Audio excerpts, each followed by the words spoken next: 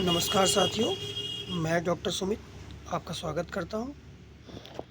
आज हम बात करेंगे AMRS टायर 1 एग्ज़ाम में जो पेपर आया था उसमें हिंदी का भाग हम डिस्कस करेंगे आज। तो 10 प्रश्न जनरल हिंदी के आए थे, जिसमें पहला प्रश्न था निम्नलिखित शब्दों में आकाश का पर्यायवाची नहीं है। तो इसमें अब्र, अंबर, मधुदूत और तारापथ। तो तीसरा ऑप्शन, इसका तीसरा विकल्प सही है, मधुदूत इसका उत्तर होगा। ये आकाश का पर्यायवाची नहीं है। अंबर आकाश का पर्यायवाची होता है, तारापथ होता है, और अब्र भी बादल का भी होता है और आकाश का भी होता है। विद्यासागर का सामासिक विग्रह है, तो इसका भी विकल्प नंबर 3 सही हो जाएगा, विद्या का सागर। विद्यासागर का सामासिक विग्रह विद्या का सागर। तीसरा देखेंगे, वर्तनी की दृष्टि से निम्नलिखित में से कौन सा शब्द शुद्ध है। तो वर्तनी की दृष्टि से पहला उत्तर इसका ठीक हो जाएगा, वधूत्सव। C1 सेट ये है जिसमें प्रश्न नंबर 113 में पहला उत्तर दिया हुआ वधूत्सव, तो ये सही हो जाएगा। प्रश्न नंबर 114 है, अनुलोम का विलोम पूछा जा रहा है। अनुलोम का विलोम शब्द, अनुलोम और विलोम है ना।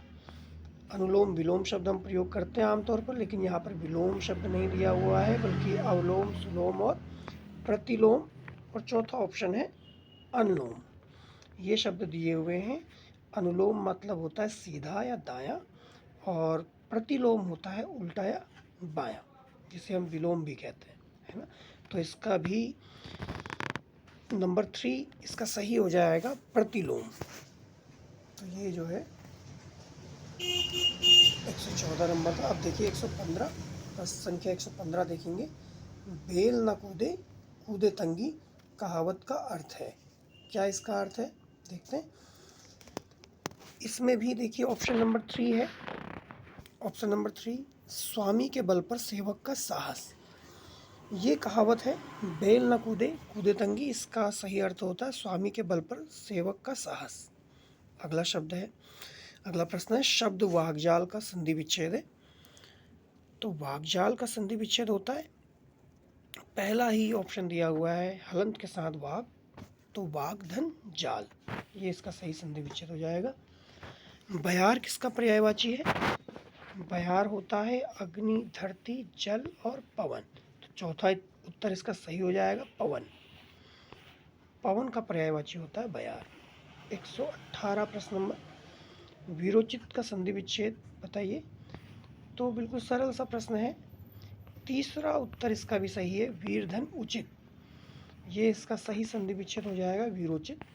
अगला है देखिए, निम्नलिखित विलोमार्थी शब्द युग्मों में कौन सा असंगत है। तो उत्कर्ष और निष्कर्ष ये दिया हुआ है, ऑप्शन नंबर 2 विकल्प 2, उत्कर्ष का विलोम होता है अपकर्ष, तो ये गलत हो जाएगा क्योंकि असंगत पूछा गया है, यानी गलत पूछा गया है। तो विकल्प नंबर 2 उत्कर्ष निष्कर्ष इसका उत्तर हो जाएगा। अंतिम प्रश्न है, जो व्याकरण को जानता हो, वाक्यांश के लिए एक शब्द है, तो जो व्याकरण को जानता है उसे कहते हैं, विकल्प नंबर 2 है यहाँ पर, वैयाकरण। वैयाकरण कहा जाता है व्याकरण को जानने वालों को, या व्याकरण के विद्वान को, ठीक है। तो विकल्प नंबर 2 सही हो जाएगा। तो आज के लिए इतना ही। अगली वीडियो में हिंदी से संबंधित कुछ और प्रश्न लेकर के आएंगे। धन्यवाद।